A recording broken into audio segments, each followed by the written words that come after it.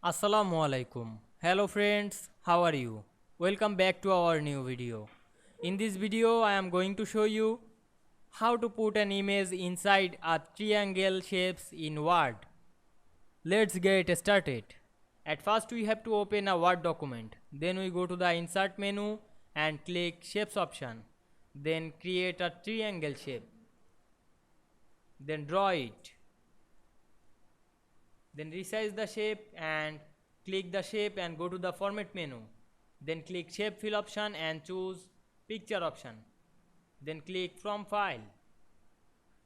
Then choose a picture on our file. Then click insert.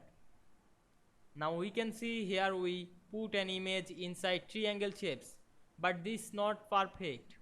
Then we go to the format menu and click crop option, then choose crop.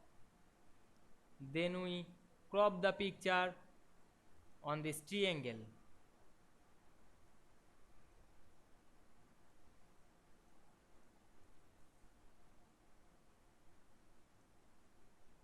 Then resize the picture.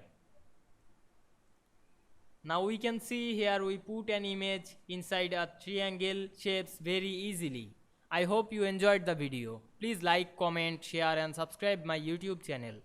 Thanks for watching.